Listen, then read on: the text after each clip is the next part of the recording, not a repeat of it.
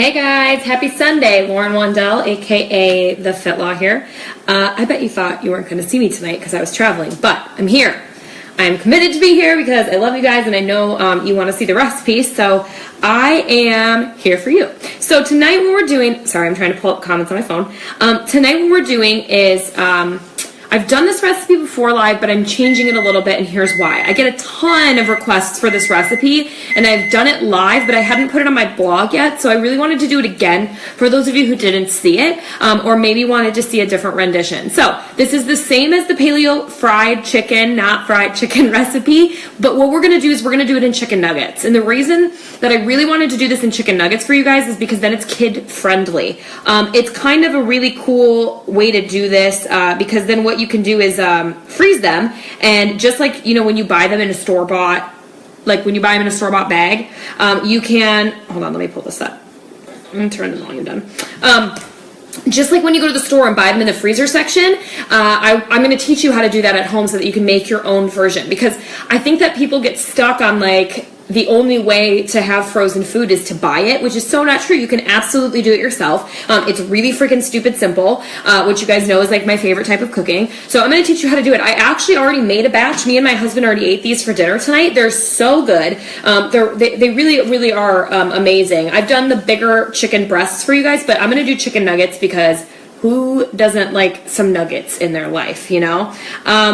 Hey guys, hey everybody, thanks for jumping on. So I'm just going to start. I'm going to grab my chicken here. Well, actually, you know what? No, we're going to make our mixtures first. So when you're doing chicken like this, you need a breading station. So there's two different parts to your breading station. There's a wet and a dry station. So you need one of each, okay? So the wet is where you start, right? You coat your chicken in that so that stuff sticks to it, and then you move it into your dry, which is like your breading, okay? So the recipe for this, by the way, is in the description. So you can use this in chicken strips. You can use it on full chicken breasts. I've done it on pounded out chicken cutlets and done this with like, you know, a chicken, what's it called? Chicken piccata recipe. I've done it with,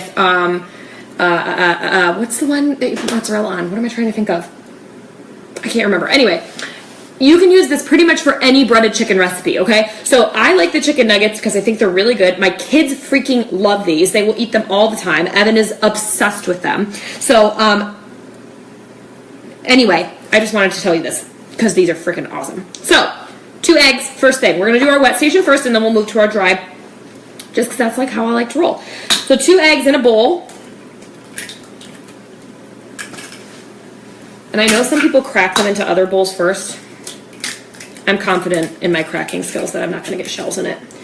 So, whoops, wrong side of the sink. And if I do, I just pulled them out. Now, I do a little bit, like 2 tablespoons of coconut or cashew milk or almond milk or whatever you have. It doesn't really matter. It's just to thin it out a little bit. You can use regular milk in this too. I literally just do like a tablespoon, maybe 2. I'm not going to season this. I'm just going to whisk it up, okay?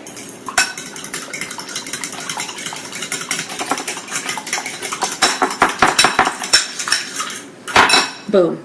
Done. Okay, now the other half, chicken parmesan. Thank you. I was like, you know when you have something you can't remember what you're trying to say and then you remember it at like 2 in the morning? That always happens to me. I'll like wake up in the morning and I'm like, oh yeah, that's what I was trying to say. So then we're going to do the other half, which is dry, okay? Now, this is gluten-free. It is not nut-free. For those of you who are going to ask, I already know. If you want a nut-free recipe, you can use gluten-free or just regular bread. You know, bake it into croutons, grind it up, okay? But this is definitely not tree nut free. It is peanut free, but not tree nut free. So if you have a nut allergy, this is not going to be a recipe that you want to use. You're going to want to substitute out either gluten-free flour or, you know, some other type of breadcrumb or something like that. So second bowl, okay? We're going to do 2 things. We're going to do a 2, actually it's not a 2-to-1 ratio. What is it? It's a, what would it be? 4-to-1? I believe. I think it's a 4-to-1 ratio, which means that we're going to use 4 parts almond flour for every 1 part of coconut flour, okay? And you do need the coconut flour. I do truly believe it makes a difference. So what I'm going to do is I do a cup of almond flour and then 1/4 of a cup of coconut flour. And this is for 2 large chicken breasts. Like, you know the monstrous ones that you get? I had like really big freaking chicken breasts. So I just used really two large ones. So again, a full cup of this. And I've said this before on my previous live feeds, but I prefer almond meal. I get it at Trader Joe's. It's just a little bit of it's not as fine of a ground, so it just works a little bit better, I think, and it looks more like breadcrumbs. So I prefer that. So it's a full cup of that. Okay, this is a 4th cup measuring cup. That's why I did 4. All right, put this back. And a 1/4 of a cup of coconut flour. So this is a lot finer. Like this is almost like, you know, this is like a powder, okay? And it does make a difference. So you do need both. Don't try to cheat the system. Okay, let me just check. Chicken cordon bleu would be another. Yeah, no, I don't think chicken cordon bleu is. Yeah, I guess it is breaded, but it's also stuffed with cheese and some other stuff. So I don't make that a whole lot. Let's see. Okay, spices. So I used to put celery salt in this. If you're looking at the recipe, I'm actually going to change it because I didn't do it in this, the batch that I did earlier, and it worked really well. So salt and pepper, you guys know that. Use your judgment. It is a lot of flour, so I have the measurements in the recipe, but I just kind of eyeball it. I think it's about a tablespoon of salt. Kosher salt works best, and about 1/2 of a tablespoon of black pepper. Okay. And then here's the spices that I use. I use onion powder, garlic powder, paprika. I actually got this Hungarian style paprika. My mom bought this for me at like a spice market, and it's amazing. So if you can get this, then use this, but normal paprika will work too. Excuse me. And then fresh, just like French dried thyme, okay? So the biggest measurement is the garlic powder, for sure. You want a lot of the garlic powder, okay? I believe in the recipe I use a full tablespoon. Again, this is a lot of flour, guys, so you have to understand that it's going to be coated on all of the chicken, right? It's not like, it's not going to stink of garlic or anything because you're mixing this with the flour, so it's going to dilute the flavor down. Onion powder. And you can add other stuff to this. If you want it spicy, you could totally add like cumin. You know, you could do a different stuff, but this is just the recipe that I've found that I like. Dried thyme, and we like demolished these. Me and my husband ate a ton. You don't need as much dried thyme. And then I have Hungarian paprika. Oh my gosh, it smells so good. This gives it a really unique flavor. I really like this. I didn't used to add paprika. I actually used to add like chili powder, and I like this so much better because I think it adds like just like a smoky kind of like, I don't know. It's really good. Okay. And it just smells good. Come on. Okay, you guys know, clean as you go. I think this is the first live feed that I've ever not cut something up on because I already pre-cut my chicken. Now, I use the front to whisk my eggs, and then I just use the back to mix this up because then I don't have to get 2 forks dirty.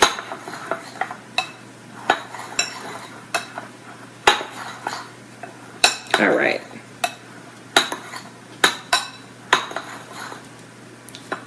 Okay. All right, I'm going to start breading chicken, but I'm going to answer questions because I just saw them pop up. So what I've done is cut these into just like little cubes. So they're just like chicken nugget size, right? Again, you could do these in chicken strips if you want, absolutely, but you are going to have to bake them a little differently. So when I'm doing chicken nuggets, I can put them directly onto a sheet pan. I use this baking stone. It works perfectly. But if you're going to use bigger pieces, you really want to put a cooling rack down and have it up higher because they're bigger cuts. They don't cook as evenly. They can get kind of soggy on the bottom. They don't get as like crispy. Not that this is like the crispiest kind of fried chicken because there's no gluten in it, but it does get a lot crispier with the chicken nuggets than it does bigger cuts. So if you're going to use bigger cuts of chicken, like a whole chicken breast or, you know, chicken strips, try to put a cooling rack and place those on top. They're going to get crispier all around. And I keep doing crispier because I know you guys are like wanting the crunch like you get from like Arby's, but it's not going to happen with these. This is a good substitution, okay? So just make sure that like chicken nuggets go on here, whole chicken breast or chicken fingers are going to go on top of the cooling rack, okay? All right, how would this fit into your 21-day fixed containers? Just a protein or a carb too because of the breading. So I don't count it as a carb because there's no, I mean, this is all almonds and coconut. So if you were going to count it as any container, it would be a blue, but honestly, I don't think that there's enough on here to really do anything. I just count it as a protein because I mean, this is so low in calories and it's all spices that I don't think it really offsets the calories from the proteins that much anyway. So I would just count it as a protein. And yes, it does have a slightly smoky flavor. Okay, so it's going to be really difficult for me to answer questions because my hands are going to be dirty, so I'm going to take my rings off. Remind me they're back here. I totally left my wedding ring down here the other day and forgot about it.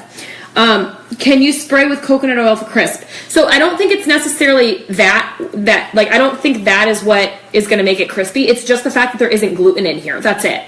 So we're going to do a couple pieces into our egg wash mixture. And here's the thing. When you're breading, you want to do this very specifically. You want to have a wet hand. So my wet hand is always closest to the chicken, right? The chicken and the egg wash. And then my dry hand, which is only going to be in the dry ingredients. And that's just, it keeps it from getting like goopy and gross. So I would just trust me on this. You're going to have to wash your hands like 15 times if you don't do that.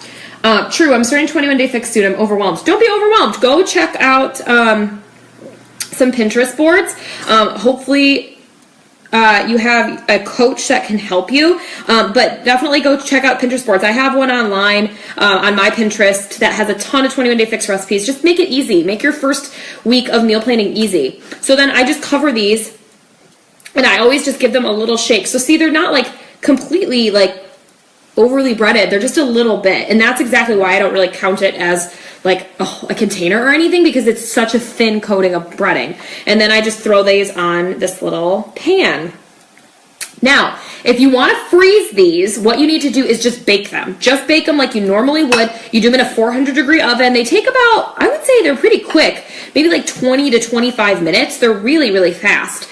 Bake them like this on the sheet, and then what you can do is pull them out, let them cool completely, okay? It's not going to kill them if they're sitting out while they cool. Let them cool completely, and then stick them on another sheet tray and put them in the freezer. So if you have, I know a lot of us have pull-out freezers, so it's really hard to freeze them flat, but if you throw them right in a bag, they might stick together. So what I like to do is put them on a sheet tray and stick them in, I have a freezer in my basement that like helps them freeze separately, right? So that they're not touching. And then you can put them in a bag and you can heat these up just like you would at like store brand. So if you get, if you've ever bought store brand chicken nuggets, they're already cooked, all you have to do is reheat them. And that's what you're doing with these as well. You're just reheating them. So, you can absolutely do that. And what's really good is that makes it a very easy make-ahead meal that you can do like during the week. So you could just stick these in the oven, put them right on a sheet like this, bake them, and then you're good to go. You got chicken nuggets, just like you would if you went and bought like Tyson brand from the grocery store. And they're going to be way healthier for you. They're gluten-free, and they really don't take that much time. And my kids love to do this too. I know I always tell you guys about that, but like seriously, getting your kids into the kitchen is teaching them life lessons, right? Like you're teaching them how to cook. That was something like I learned kind of on my own. My mom hates it when I say this, but she didn't cook a lot, so that's how I figured out how to cook, was that I went into the kitchen and I figured it out. And so I'm trying really hard to be hands-on with my kids because I know that, guess what, they all grow up and they leave the house, so we got to teach them sometime, right? Or they end up like my husband, and when I met him, all he ate was ham and Captain Crunch.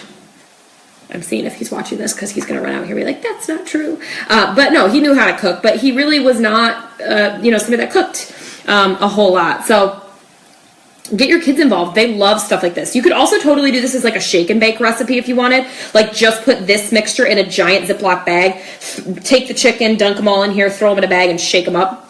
I registered for the same dishes for my wedding. Awesome. Congratulations on getting married. I just made your turkey burgers a few days ago, and oh my gosh, they're so good. And I have them wrapped individually. Yeah, it helps so much. Yeah, I actually have some in my freezer, so we'll take those out and eat them later this week. So these are, like, guys, do you see how easy this is? Like, it's just 2 steps and done. Like, it's so easy. And they're ridiculously good. Like, I cannot even tell you. These totally give me my chicken nugget cravings.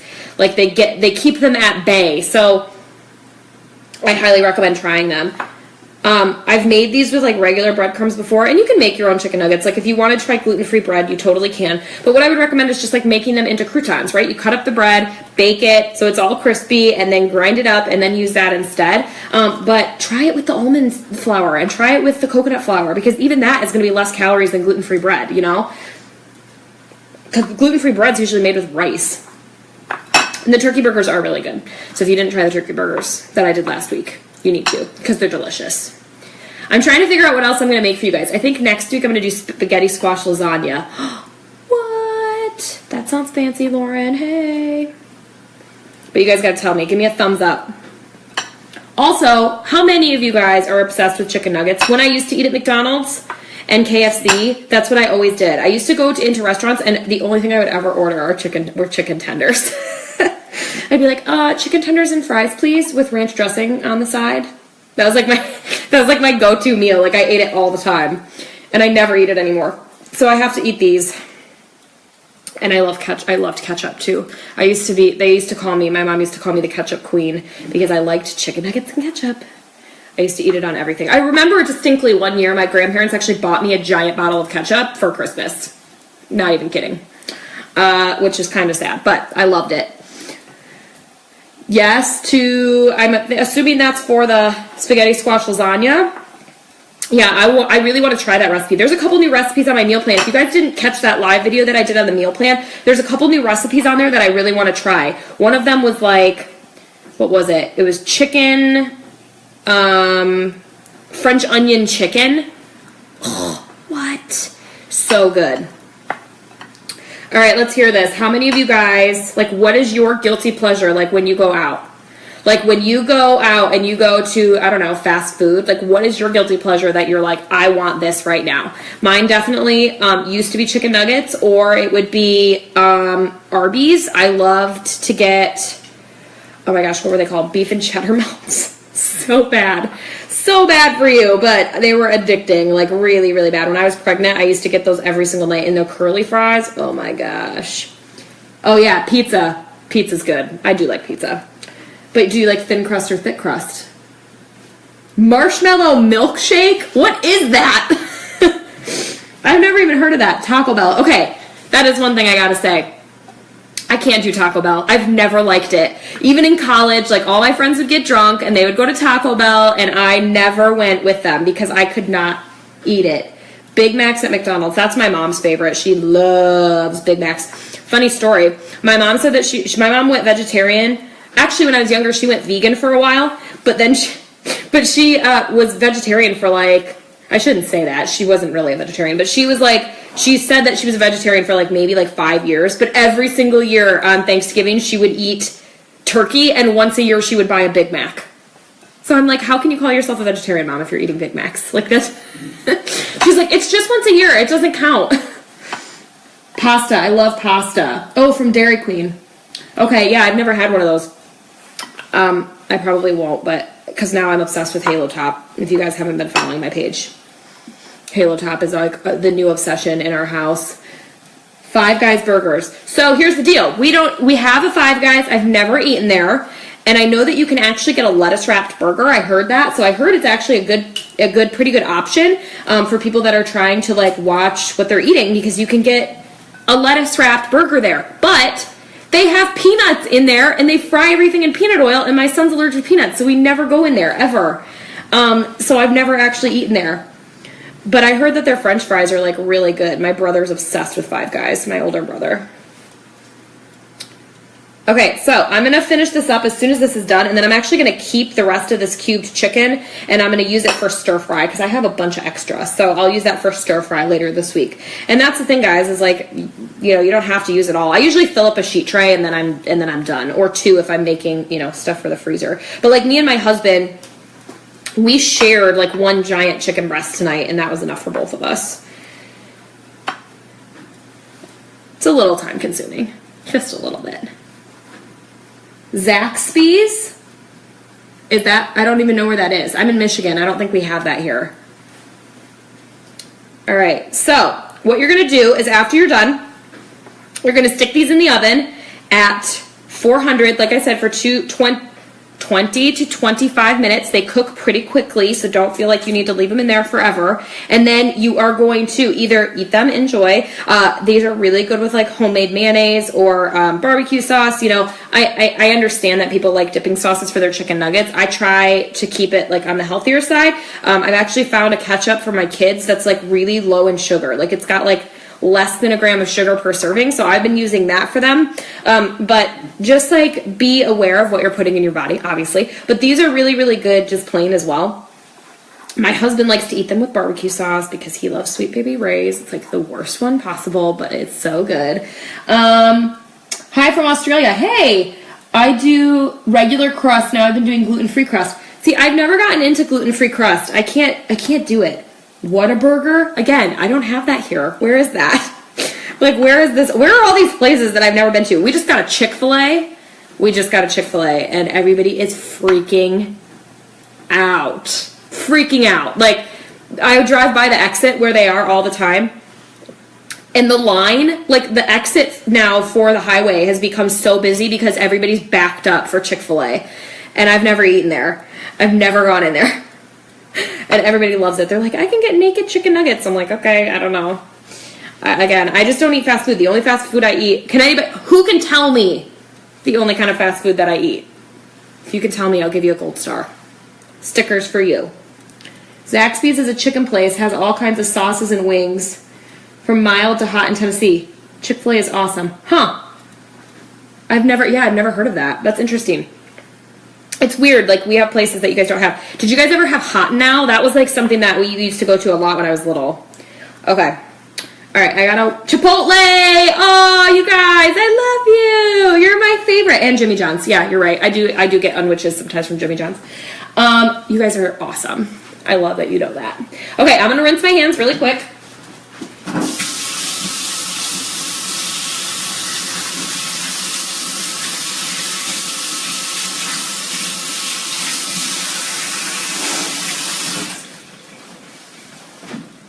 Okay, stick these in the oven, 20 to 25 minutes. Now, don't keep the extra mixture. My husband always says that. Can't we keep the extra? I'm like, no, just throw it away. Let's see, Whataburger is yummy. Chipotle, I love that you guys know that. Okay, guys, that's pretty much it. So as soon as I'm done, I'm going to pull those out. I'm actually going to freeze this batch since we already had ours and we already have leftovers from what we made earlier. So I'm going to take it out, let them cool completely, stick them in a freezer, and then put them in a giant Ziploc bag. And that way, when I need to reheat them, I just throw them on a pan, I stick them back in the oven at 400 and reheat them, okay? So I'm so happy that you guys joined me. Thank you so much. I know that was a really quick live feed this week, but these are amazing, so please try them. If you want to see a completed picture of them, head over to my Instagram or my Snapchat, both the FitLaw, all one word, and I will post a picture as soon as I get off of here. For the full recipe, head up to the description, click that link in the top. It's going to take you to the full recipe on my blog, www.thefitlaw.com/blog, where there's tons of other recipes, and you can also check out my Pinterest board where they're all pinned. So thanks guys for joining me. I will see you next week. Like I said, we're going to be doing butternut squash, no, what did I say, spaghetti squash lasagna. So I hope you join me, and I'll see you guys next week. Okay, bye.